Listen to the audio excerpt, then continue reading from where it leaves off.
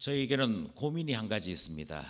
그 고민은 저만 가지고 있는 고민은 아니고 제 동기들, 그러니까 대학 때부터 대학원 공부까지 같이 했던 제 친구들과 이야기를 해보면 반드시 등장하는 고민이 하나 있습니다.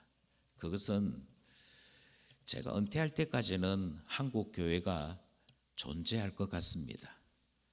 제가 15년 남았는데요. 15년까지는 한국 교회가 존재할 것 같습니다. 그때 15년이 지나고 난 다음에 한국의 교회가 얼마나 살아남아 있을까? 왜냐하면 코로나 3년 동안에 한 교단이 발표하기를 25% 감소되었다라고 말하기 때문이지요. 근데 조금만 더 깊이 생각해 보면 이 고민은 코로나 이전에도 있었습니다. 코로나 이전에도 아이들의 신앙이 어른들 신앙과 같지 않다. 이것이 계속되는 고민이었습니다. 주일학교의 숫자가 줄어들었고요. 중고등부의 숫자가 줄어들었습니다. 청년들의 숫자, 특별히 한국 교회의 다음 세대를 책임져야 될 20대, 30대의 숫자가 사람 허리 모양으로 쑥 들어가 있는 구조를 한국 교회는 이미 가지고 있었더랬습니다. 그래서 만나는 목회자들마다 계속 가지는 고민이 무엇이냐면 왜 신앙 1세대와 2세대는 이렇게 신앙이 다를까? 한국 교회의 부흥을 이끌었던 그 세대의 사람과 요즘 아이들의 신앙은 왜 이렇게 다를까? 과연 15년이 지나고 25년이 지나고 난 다음에도 우리의 후배 목사들이 한국 교회를 지탱할 수 있을까? 이 고민이 오래되면서도 공유하는 고민으로 남겨져 있습니다. 우리는 이 고민에 대해서 신명기 말씀을 통해 살펴보려고 합니다. 신명기는 34장으로 되어 있는 성경입니다. 그리고 모세가 기록한 성경 가운데 가장 마지막에 기록한 성경 말씀입니다. 34장은 모세가 어떻게 죽었다라고 하는 것을 기록하는 내용이므로 마지막 부분은 32장, 33장이 되고요. 우리가 읽었던 신명기 32장 1절부터 7절은 모세의 마지막 유언, 특별히 이 32장, 33장은 운문체, 그러니까 노래처럼 되어 있는데 그 노래 부분의 첫 번째 부분에 해당되는 본문입니다. 이 마지막 단락이 지니고 있는 의미가 대단히 중요합니다. 모세는 모든 교훈, 특별히 하나님께로부터 직접 받아든 십계명에 대한 교훈까지 다 설명해 드렸습니다. 그리고 그 자신은 가나안 땅에 들어갈 수 없었기 때문에 가나안 땅을 바라보는 그 모압 땅에서 마지막 이야기까지 다 전달한 것입니다. 그리고 노래로서 그 마지막 회한을 기록하는 것이 오늘 본문의 내용이지요. 그런데 이 내용이 심상치 않습니다.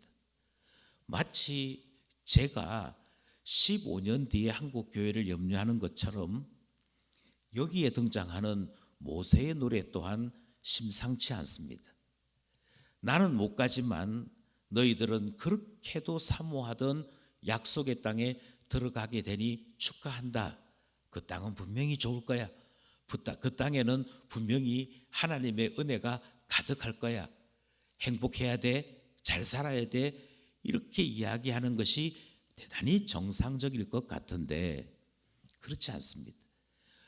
32장을 시작하는 모세의 노래 첫 번째 부분은 고소를 담고 있습니다. 하나님 앞에 이 마지막 단락에서 모세는 이스라엘을 하나님 앞에 고소합니다. 고소하면서 하나님, 이스라엘 백성이 이처럼 문제가 많으니, 이처럼 여러 어려운 부분들이 있으니 하나님 이 이스라엘을 굽어 살펴주십시오 하는 내용의 탄원을 하나님 앞에 드리고 있더라 하는 것입니다. 짧게 오늘 본문이 어떻게 구성되어 있는지를 말씀드리면 1절로부터 4절은 하나님께 호소합니다. 하나님은 대단히 좋으신 분이신데 하나님, 그 좋으신 하나님 앞에 제가 호소합니다 하는 내용이 등장합니다. 그리고 난 다음에 5절 6절에서는 왜 이스라엘에 대하여 고소하느냐, 이스라엘이 이와 같은 잘못이 있기 때문입니다 하는 고소 내용이 5절 6절에 등장합니다. 그러면서 7절부터 14절까지 이어지는 긴 본문이 등장하는데요, 우리가 읽었던 7절 말씀에서는 다음 세대가 이 가나안 땅에 들어가는 이 사람들이 이렇게 살아야만 하는데 이렇게 살 수 있을까요? 라고 하는 하나님 앞에 이 탄원에 대한 직접적인 호소 내용이 등장하는 것을 알 수가 있습니다. 이 내용을 통해서 우리는 1세대 신앙이 어떻게 하면 2세대에도 전달될 수 있을까? 어떻게 하면 핍박받아가면서 예수 믿었던 그 부모들의 신앙이 믿는 부모 밑에서 자라난 아이들에게도 나타날 수 있을까? 그것에 대해 우리는 말씀을 통해 교훈 얻고자 하는 것이지요. 먼저 우리는 1절 말씀을 주목하려고 합니다. 이 1절 말씀에서 모세가 하나님을 찾습니다. 하나님을 찾는 내용이 1절에 기록되어 있는데요, 1절 말씀 함께 합독하겠습니다. 시작. 하늘이여 귀를 기울이라, 내가 말하리라. 땅은 내 입의 말을 들을지어다. 아멘. 모세가 하늘과 땅을 부르고 있습니다. 이 말은 하나님, 재판 앞에 제가 서 있습니다 하는 표현과 똑같습니다. 왜냐하면 이후에 있었던 이사야 선지자가 똑같은 표현으로 하나님 앞에 재판을 호소했기 때문입니다. 예레미야라고 하는 선지자도 똑같은 표현, 하늘이여 귀를 기울이라, 땅이여 내 말을 들을지어다, 똑같은 내용으로 이스라엘에 대하여 하나님 앞에 고소하는 내용이 등장하거든요. 미가라고 하는 선지자도 똑같은 표현을 씁니다. 그러니까 여기에 있는 1절의 표현이 무엇이냐면 하늘과 땅 사이의 주인이신 하나님 앞에, 하나님 제 하소연 좀 들어주십시오. 제가 답답해하는 이것을 좀 들어주십시오. 제가 하나님 앞에 재판을 호소합니다. 심판해 주십시오. 그 내용이 1절에 기록되어 있는 내용인 것이지요. 도대체 모세가 무엇 때문에 이렇게 재판을 요청하는가? 그 내용이 2절에 등장하는데요, 한마디로 요약하자면 모세가 억울하다. 하나님 너무 억울합니다. 그 내용이 2절에 기록되어 있습니다.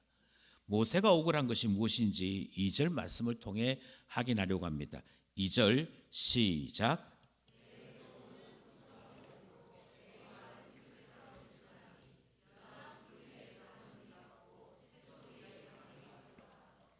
모세가 이렇게 얘기합니다. 내 교훈은, 이렇게 설명합니다. 이 말은 하나님께서 모세에게 하나님 말씀을 주셨습니다. 우리는 하나님의 말씀이 영혼을 살리는 생명의 말씀인 것을 의심치 않습니다. 하나님께서 모세야 잘 들어라, 어떤 사람도 내 앞에서 직접 하나님 말씀을 들을 수 없으니 하나님의 말씀을 들을 수 있는 너가 이 말씀을 잘 가지고 가서 이스라엘 백성이 알아들을 수 있도록 전달해라 하는 사명을 맡기셨던 것이지요. 이것은 마치 주의 종들이 주의 말씀을 받아서 때를 따라 그 곡간에서 곡식을 내어주는 일과 똑같은 일을 한 것입니다. 하나님 말씀을 나눠주는데 모세가 뭐라고 표현하느냐면, 제가 하나님께로부터 교훈을 받아서 하나님의 말씀을 양식과 같이 이스라엘 백성들에게 먹이는데, 이스라엘 백성을 어떻게 먹였느냐면 마치 곡식을 키우듯이, 나무를 키우듯이 때를 따라 물을 주듯 하나님 말씀을 가르쳤다는 것입니다. 이것을 어떻게 표현했냐면 하나님 제가 비처럼 하나님 말씀을 전달했습니다. 비를 그냥 비라고 표현하지 않습니다.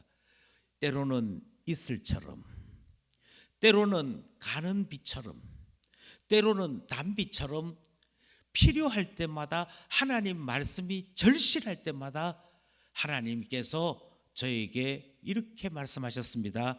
그러므로 여러분 들으십시오. 하나님의 말씀이 이러합니다 하고 전달했다는 것이지.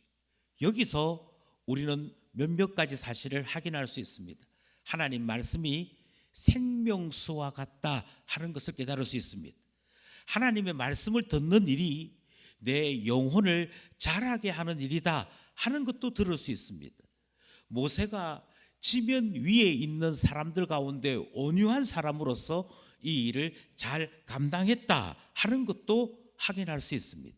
그래서 하나님의 말씀이 생명의 말씀인 것과 이 말씀대로 살면 우리의 영혼이 우리가 하나님 앞에 영생 얻는 자로 살 수 있음을 가르쳤던 것이고 전달했던 것입니다. 이렇게 열심히 사역을 했다는 것이지요. 이렇게 열심히 사역을 했으면 우리는 모세를 통해서 하나님의 음성을 들었습니다.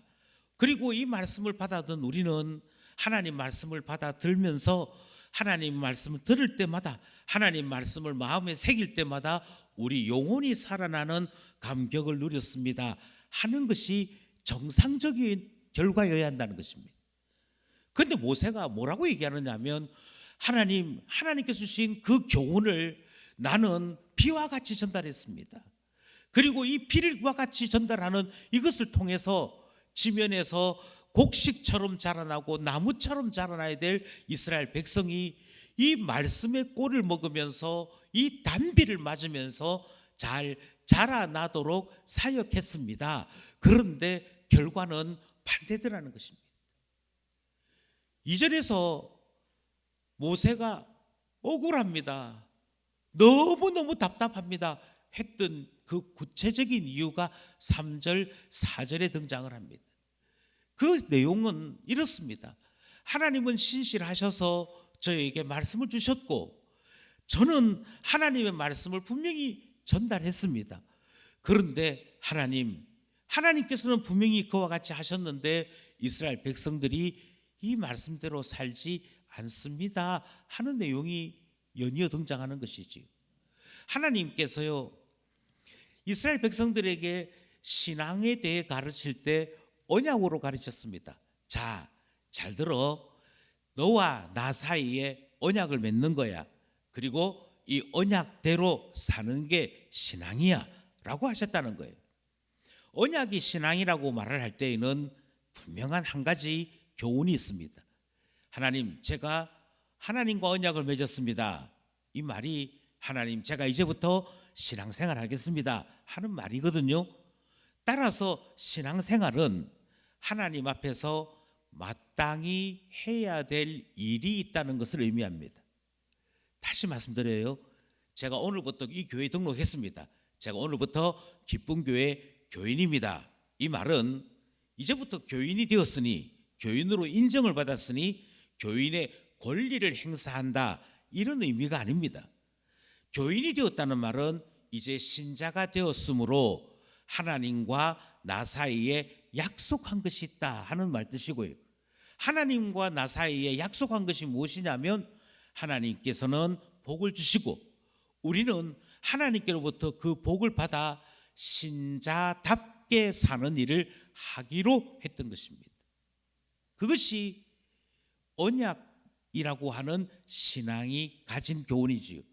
그런데 모세가 뭐라고 얘기했냐면 분명히 하나님과 우리 사이에 새끼손가락 걸고 약속하기를 하나님은 우리에게 복 주시고 우리는 그 복을 받아서 신자답게 살기로 약속을 했는데 아무리 봐도 하나님이 약속을 어긴 적은 없더라는 것입니다. 하나님이 약속을 어긴 적은 없습니다. 그래서 뭐라고 얘기하느냐면 하나님, 제가 왜 억울해 하느냐면 하나님은 언약에 신실하신 분인 것이 제 평생에 분명히 보였습니다.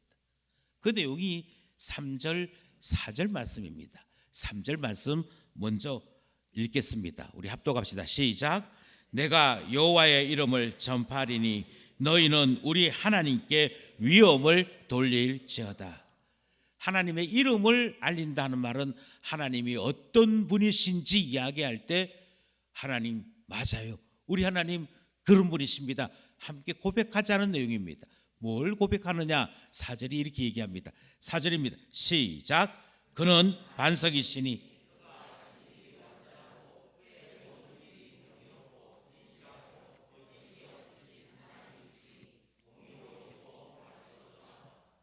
하나님을 어떻게 표현하고 있는 거 아니에요? 모세가 하나님은 반석이십니다 이렇게 표현해요.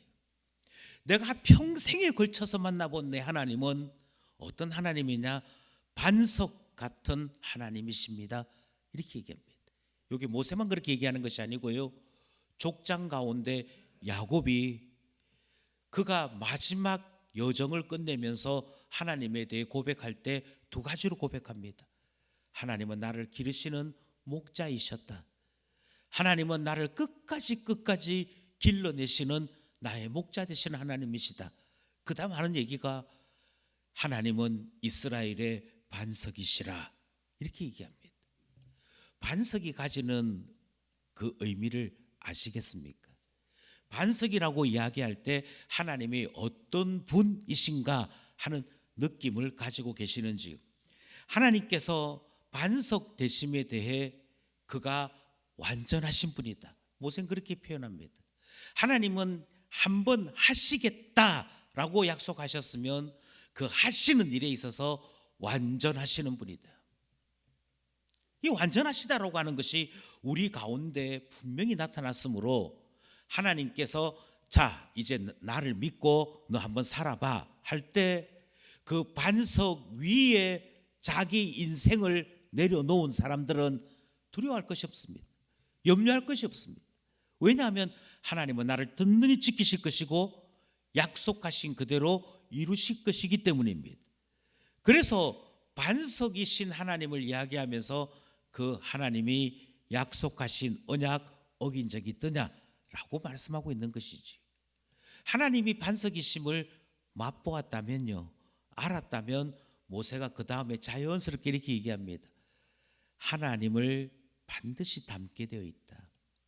반석 위에 살고 있는 하나님 자녀들은 반석 되신 하나님 때문에 적어도 4가지 모습으로 자기 자신의 변화된 삶이 나타난다 이렇게 소개하지.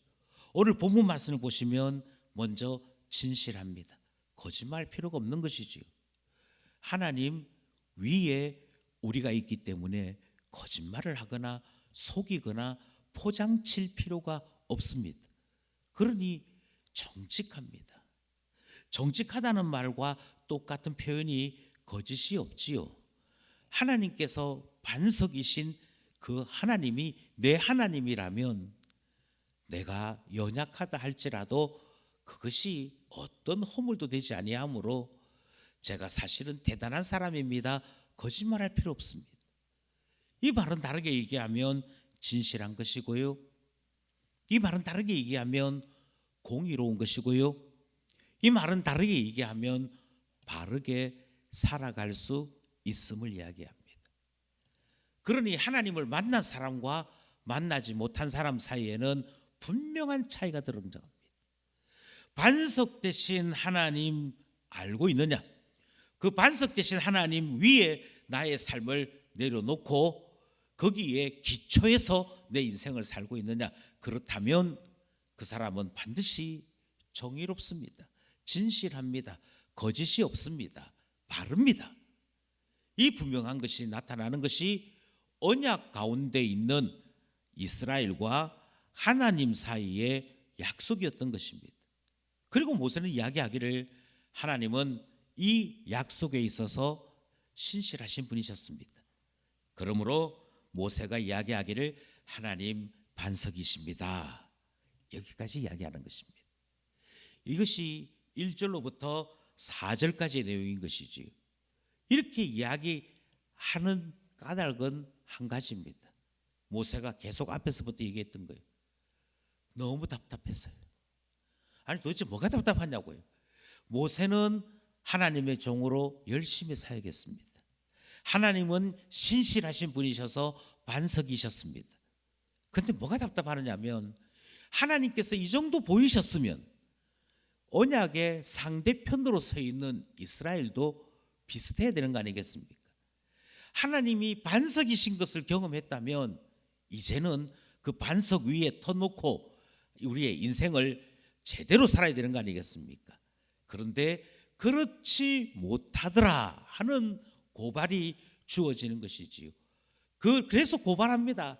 하나님 그래서 고소합니다 하는 내용이 등장합니다. 먼저 5절 말씀을 보겠습니다. 5절 말씀입니다. 시작. 그들이 여호와를 향하여 악을 행하니 하나님의 자녀가 아니요 흠이 있고 삐뚤어진 세대로다. 아멘. 모세가 이스라엘을 향해서 이렇게 얘기합니다. 언약을 맺을 수 있는 존재이냐? 아니요. 이스라엘은 흠이 많대요. 이스라엘은 삐뚤어진 세대예요. 그들이 하나님의 언약 앞에서 범죄한 이유를 분석한 것입니다. 하나님께서 은혜를 베풀어 주셔서 이스라엘 백성을 지켜주시고 든든히 유지해 주시는 반석이 되심에도 이스라엘이 이 언약에서 어긋나 있으므로 하나님 저들이 언약을 지키지 않았습니다 하고 고소하는 첫 번째 이유가 여기 있는 것이지요. 이스라엘이 태생적으로 흠이 있다고 이야기합니다. 태생적으로 악을 행하기를 원하는 존재라고 얘기합니다. 태생적으로 삐뚤합니다. 그래서 의심하고 조소를 보내고 하나님 말씀대로 순종하는 것을 바로바로 행하지 않습니다. 이것이 이스라엘이 하나님 앞에 보인 첫 번째 모습이었다는 것이지. 저는 이 말씀을 대하면서 우리가 그러하다라고 생각합니다. 왜냐하면 우리가 아담의 후손이기 때문이지요. 하나님께서 가인이 범죄했을 때 하나님은 가인에게 경고하시기를 이렇게 경고하십니다. 죄라고 하는 녀석이 이 죄를 짓도록 만드는 악한 자가 너를 노리고 있다. 너를 노리는데 마치 문 열자마자 맹수가 딱 기다렸다가 점프해서 사람 목을 콱 깨물려고 하는 그것처럼 죄라고 하는 게, 그 죄라고 하는 녀석이 항상 너희 앞에 웅크리고 있다. 그런데 이 사실을 잊지 말고 기억해라. 이 사실을 잊지 말고 기억해서 그 죄가 덤벼들지 못하도록 너 항상 대비해라. 너 항상 조심해라. 이게 가인에게 주신 경고였습니다. 가인에게 주신 경고가 여기에는 어떻게 표현되어 있느냐 하면 항상 악을 저지를 수 있는 틈, 악을 저지를 때 조금도 저항하지 못하는 흠이 있는 존재. 그 결과 하나님께로부터 은혜는 은혜대로 받아놓고는 하나님께로부터 놀라운 응답은 놀라운 응답대로 받아놓고는 그들의 삶은 삐뚤하게 나타나는 존재이더라, 이렇게 말씀하는 것이지. 그러니까 우리와 똑같습니다. 우리 역시 마찬가지거든. 하나님의 교회 안에 있으면서 은혜를 받습니다. 하나님의 공동체 안에 있으면서 하나님을 만나고 발견합니다. 매 주일마다 예배 드릴 때 하나님을 체험합니다. 그래서 너무너무 좋습니다. 그래서 너무너무 좋다가도 그 작은 틈 하나로 모든 은혜들이 순식간에 무너집니다. 그 작은 틈 하나로 우리가 하나님 앞에 은혜의 사람으로 응답해 가야 될 모든 신앙이 다 파괴되기 시작합니다. 그것도 대단하지 않아요. 계란이 4개 남았습니다. 뒤에 사람이 10사람 서 있습니다. 그런데 한 사람이 계란을 2개 담아가요. 앞에 분명히 은혜 받았는데, 앞에 분명히 주를 위해 살리라, 십자가 지신 주님 따라 나도 내 십자가 지고 살리라 하고, 주님 이 한 몸 주님께 드립니다, 나를 사용하여 주시옵소서, 이렇게 고백도 했는데 대단한 데서 안 무너집니다. 줄 서다가 무너지고, 계란 하나 담다가 무너지고, 옆에 있는 사람 행동 하나 보다가 무너집니다. 그게 누구라고 얘기하느냐면 태생적으로 은혜를 받기만 할 줄 알지 은혜대로 살지 못하는 이스라엘 모습이다. 이게 5절의 이야기입니다. 틈이 있습니다. 흠이 있습니다. 삐뚤합니다. 이것만이 문제냐? 아니요. 문제가 또 있습니다. 6절입니다. 6절 말씀 같이 보실까요? 시작. 어리석고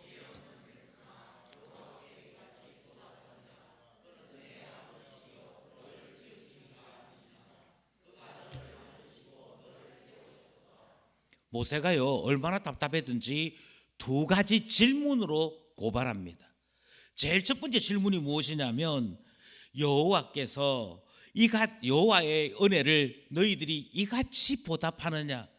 너희들이 지금 하나님께 대하여 행동하는 거 이거 제대로 된 거 맞느냐? 라고 질문합니다. 여러분 이 말 속에는요 모세가 얼마나 답답해하고 얼마나 힘들어했는지 이 질문 안에 다 담겨 있습니다. 이 질문은 반어법이기 때문이지요. 하나님 앞에 은혜 받아서 하나님 때문에 살게 되었고 하나님 때문에 노예에서 벗어나 하나님의 제사장 나라 백성이 되었는데 하나님 앞에 기껏 보인다는 게 이거야? 라고 하는 질문이거든요. 네가 지금 할 수 있다라는 게 기껏 이 정도야? 라고 하는 질문 속에 우리는 받기만을 원하고 우리는 은혜 누리기만을 원하고 우리는 하나님의 신자답게 살기로 약속한 것은 잘 살지 않는구나 하는 모세의 책망이 포함되어 있는 것이지. 이걸 다르게 얘기할까요? 다르게 얘기하면 이렇습니다. 엄마 아버지가 교회를 다닙니다. 엄마 아버지가 교회를 다니는데 아무리 봐도 우리 엄마 아버지가 종교 중독자 같습니다. 그런데 나는 하나님이 아직 좋거나 하나님께 대하여 내가 뜨겁거나 하지 않습니다. 그저 집안 시끄러울까 봐, 용돈 끊어질까 봐 엄마가 가자 하면 가고 아빠가 가자 하면 따라가서 있을 뿐입니다. 그런데 갔더니 교회에 있는 목사님이 엄마 아빠가 신앙인이라고 나도 신앙인인 줄 알고 자꾸 이야기합니다. 네가 그렇게 하면 안 되지. 어릴 때부터 교회 다니는 애가 이렇게 살면 안 되지 라는 이야기를 들을 때마다 짜증이 나기 시작합니다. 내가 하는 수 없이 교회 다니지 내가 좋아서 교회 다니는 거 아닌데 내가 절에 다니는 사람 집에 태어났으면 안 해도 되는 거를 우리 엄마가 교회 다니는 바람에 내가 억지로 따라왔는데 자꾸 뭘 하라 그래요. 자꾸 뭘 하라 그러니까 그 다음 보이는 게 뭐냐면 신용을 합니다. 부모에게도 지적받지 않고 교회에도 지적받지 않은 딱 그 정도의 수준에서 신용만 합니다. 신용을 하게 될 때 나타나는 게 있습니다. 가운데 해야 됩니다. 가운데. 무리가 있으면 그 무리 가운데 속해야 됩니다. 너무 앞쪽으로 튀어나가면 광신자처럼 보이고 무리 가운데 너무 뒤쪽으로 가면 네 요즘 교회에서 왜 그래? 하고 지적을 받기 때문에 반드시 가운데 있어야 됩니다. 이 길 하기 위해서는 하나님을 주목하면 되는 게 아니고 무리를 잘 살펴야 됩니다. 우리 그룹은 어디에 있지? 눈을 순식간에 싹 살펴야 됩니다. 아 여기 있네. 그럼 그곳에 가야 됩니다. 어쩌다 잘못해서 부모님 옆에라도 앉게 되면 그날은 지옥 같은 주일을 보내게 됩니다. 이게 이스라엘이 보이는 행동이었다는 것입니다. 이게 이스라엘이 보이는 행동이어서 모세가 지금 이렇게 질문하는 것이지요. 야 너희가 어떻게 하다가 하나님 앞에 보인다는 반응이 하나님의 은혜 앞에 나타내 보이는 너희들의 삶이 신용밖에 안 되느냐? 하나님께로부터 받은 은혜에 보답한다는 게 이것밖에 안 돼? 신자로서 보이는 모습이 이것밖에 안 된단 말이야? 라고 질문하는 내용이 등장하는 것이지. 두 번째 질문도 있습니다. 두 번째 질문은 하나님께서 너를 지은 것이 아니냐라는 질문입니다. 여기에서 말하는 하나님께서 너를 지으신 것이 아니냐라고 말을 할 때 하나님이 제사장 나라로 이스라엘을 세우는 것 포함하고 있습니다. 하나님께서 그들에게 하나님 나라 백성이라고 하는 이름을 주신 것을 포함하고 있습니다. 이와 같은 하나님의 놀라운 약속이 포함되어져 있어서 그들은 이 땅을 살고 있는 다른 나라, 다른 백성과는 달리 하나님의 자녀로 살아가는 놀라운 은혜가 있었던 것이지, 그들에게 주어져 있는 영생에 대한 놀라운 약속들이 그들에게는 주어져 있었던 것입니다. 그래서 이야기하기를 하나님이 너희 아버지 아니니, 하나님이 너희들에게 새로운 것을 만들어 주신 분 아니니, 하나님께서 너희들에게 세상에 볼 수 없는 놀라운 일들을 펼치신 것 아니니 라고 말씀하고 있더라는 것입니다. 여기에서 모세가 고발을 하게 되는 이유가 나타나고 있는 것입니다. 사랑하신 여러분, 여기 우리 고민이 있다니까요. 왜 신앙 1세대와 2세대는 다를까요? 저는 이 사실을 이렇게 말씀드리고 싶습니다. 신앙 1세대는 하나님의 은혜 말고는 그 어떤 것에도 소망을 가질 수 없었습니다. 부모님 안 믿는 분이라니까요.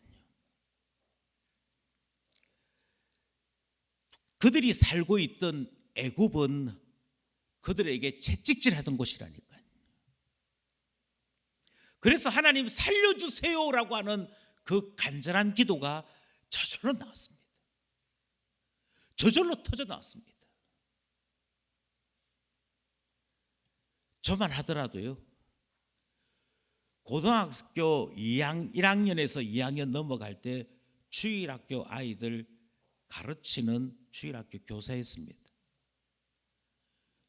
고등학생이 대학 준비해야 되는데도 여름방학, 겨울방학 되면 교사 세미나 가서 내가 고등학생밖에 안 되니 열심히 배워서 가르쳐야지 하고 세미나를 뛰어다니면서 따라다니면서 조그마한 아이들 성경 가르치는 그 교사 생활을 했더랬습니다.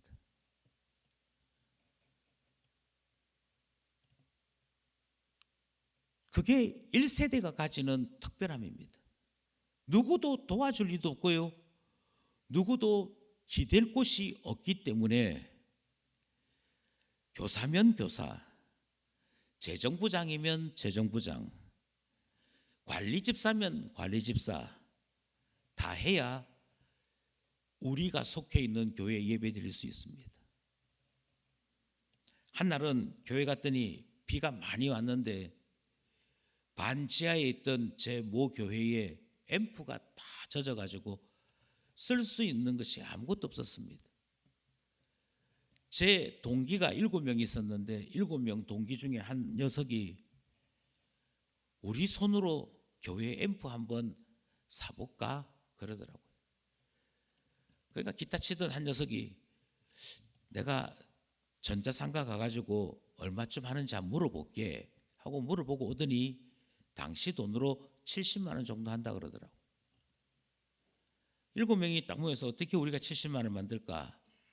태어나서 처음으로 그 겨울에 군고구마 팔아봤습니다. 잘 모르셔서 그런데 군고구마는 뚱뚱한 사람이 팔아야 잘 팔립니다. 70만 원 가지고 교회당에 앰프 설치하고 난 다음에 일어나는 변화가 2가지가 있었습니다. 설교가 너무 은혜로워요. 그 좋은 음향에서 들려지는 설교가 저절로 기가 가요. 야, 우리가 샀는데 정말 잘 산 것 같아. 설교가 정말 잘 들려요. 또 하나는 비만 왔다 이러면 그때 함께 아르바이트하고 돈 모았던 그 사람들이 야자를 째는 한이 있어도 앰프를 구출하기 위해 교회로 뛰어갑니다. 그게 신앙 1세가 가지는 거예요. 역으로 이야기하겠습니다. 왜 신앙 2세대는, 왜 가나안 땅에서 태어났던 이스라엘 사람들은 하나님이 은혜 주셨음에도 불구하고 뜨겁게 삶으로 반응하지 못했을까요? 광야에서 태어나서 하루하루 하나님이 주시는 만나와 메추라기로 살았던 신앙 1세대와 달리 왜 그들은 산간에 적이 있음에도 대충 이 정도로 살면 되지 하고 머물렀을까요? 하나님을 만난 경험이 없기 때문입니다. 하나님 만나보지 못했습니다.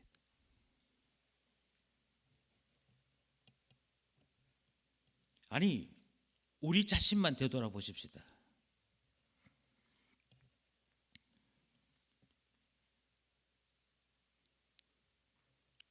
이미 말씀드렸던 대로 신앙 1세대는 고등학생 때부터 11조 했습니다. 그게 1,000원이 되든 100원이 되든 했습니다. 그 1,000원 내고 100원 내는 게 대단하기 때문이 아니고 1,000원이든 100원이든 헌금을 해야 그 지하에 있는 작은 교회가 유지될 수 있기 때문입니다. 10명이 모였든 20명이 모였든 그 헌금으로 라면 사서 한 줌을 먹든 한 톨을 먹든 먹어야 저녁 예배 드릴 수 있었고 행복했습니다. 그런데 분명히 지금 우리 아이들은 훨씬 더 많은 용돈을 사용하고 있습니다. 하지만 훨씬 더 많은 용돈을 받고 있는 우리 아이들이 하나님 앞에 11조를 드려야겠다 잘 생각하지 않습니다. 오히려 부모들이 이렇게 얘기합니다. 아빠가 월급 받을 때 다 11조 했어. 그리고 내가 너희들한테 용돈으로 준 거니까 11조 다 드린 그 돈으로 준 거니까 너희들은 안 해도 돼. 정말 그렇습니까? 교회 청소를 합니다. 신앙 1세대들은 교회를 청소하는 것을 주님을 섬기는 직접적인 일인 줄 알고 그렇게 합니다. 제가 부임했을 때만 하더라도 강단을 청소하시는 분들은 신앙 경력이 좀 되신 소위 말하는 고수들이 했습니다.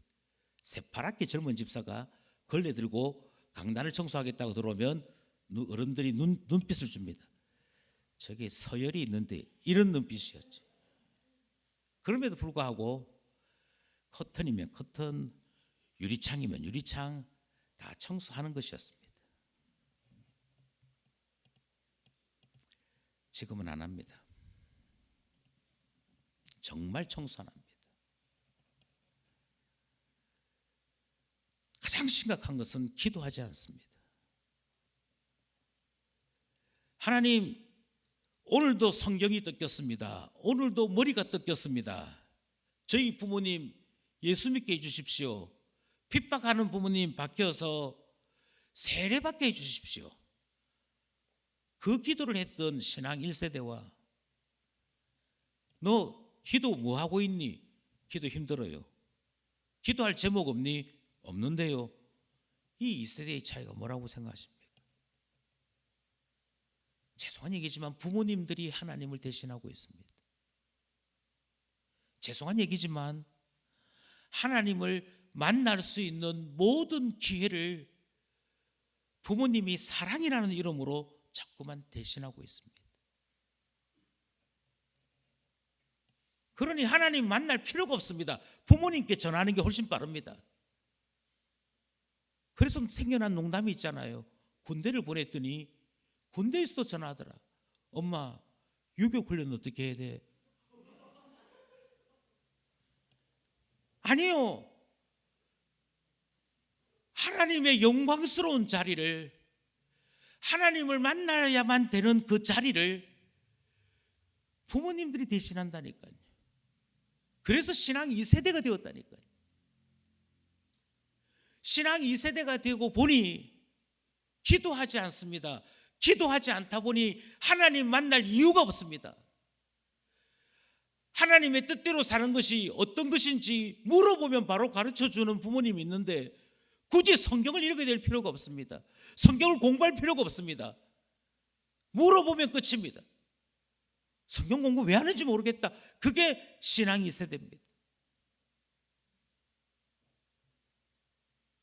아니잖아요. 성경을 가만히 보시면요, 성경에는 딱 한 번 일어난 일이 있습니다. 홍해 사건 딱 한 번 일어났습니다.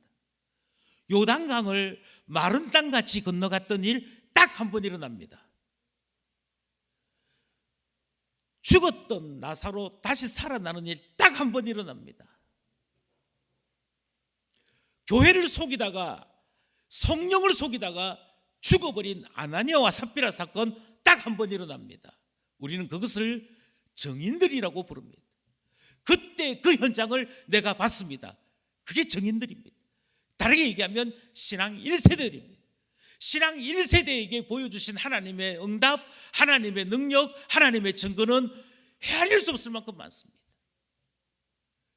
그리고 그 모든 증거들을 하나님은 증인들에게 너희가 전하라 하시는 말씀을 따라 모세는 성경을 기록하여 전달했고, 신앙의 어른들은 하나님께서 옛적에 이와 같이 행하셨다 하는 것으로 통해 하나님의 놀라운 역사를 전하고 그들도 하나님 만나도록 했던 것입니다.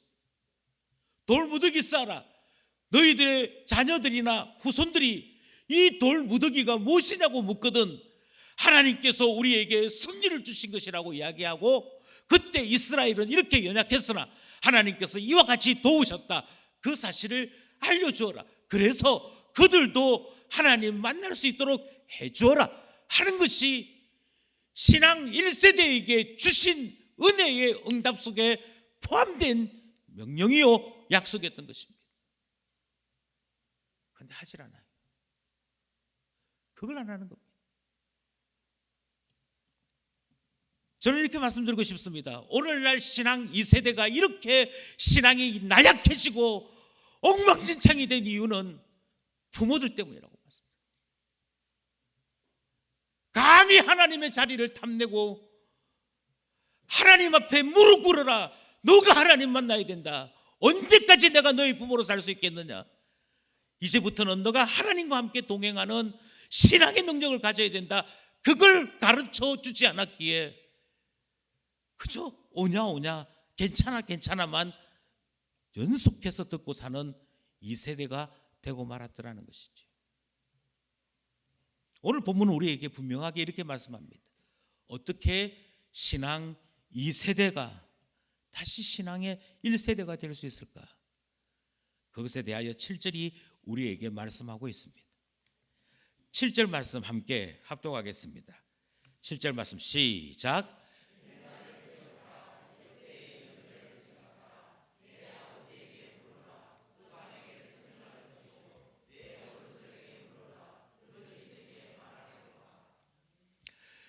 이 본문 말씀에서는 세 가지 이야기합니다.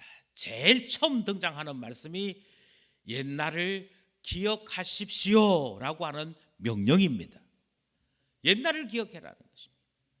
옛날을 기억하라는 말은 예전에 우리 아버지 세대가 이렇게 하나님을 만났대, 그 이야기 들은 것, 그 이야기대로 우리의 생각 속에 하나님은 그렇게 역사하셨구나, 하나님은 우리 아버지를 그렇게 만들어 가셨구나, 하나님은 우리의 한국교회를 이렇게 부흥시키셨구나, 항상 듣고 기억해야 한다는 것입니다. 이것은 신앙생활에 있어서 대단히 중요합니다. 오늘 오전에 들었던 말씀 기억나십니까? 이거를 목장에서 계속 물어야 할 이유는 반드시 기억하고 기억한 것을 내가 정리해서 말하는 것을 통해 은혜의 생활을 이어갈 수 있기 때문입니다. 지난주 사경에 참석하셨나요? 지난주 사경회에서 하나님께서 당신에게 뭐라고 말씀하시던가요? 하나님의 음성이 어떻게 들리셨습니까? 물어야 될 이유는 이렇게 묻지 않으면 기억하지 않기 때문입니다. 그러니까 나는 지난주에 뭐 들었지 생각해야 합니다. 내가 지난주에 들었던 말씀이 뭐였지? 그리고 내가 그 말씀을 제대로 들었는지 안 들었는지를 요약해서 말하는 것을 통해 확인할 수 있습니다. 지난주에 봉의 참사가 했습니다. 그 중에서 첫째 날 강 목사님이 뭐라 말씀하시던가요? 내가 듣긴 들었는데 그러면 안 들은 겁니다. 옛날을 기억하라는 이 말씀에 실천하지 않은 것입니다. 오전에 예배 드리셨죠? 예, 예배 드렸습니다. 오전에 목사님이 뭐라고 말씀하시던가요? 우리 목사님 설교가 워낙 길어가지고요, 너무 많은 교훈을 얻어서 정리가 안 되는데요. 예, 그러면 안 들은 겁니다. 그럼 안 들은 거예요. 다시 말씀드립니다. 부모들이요, 자녀들에게 매번 물으십시오.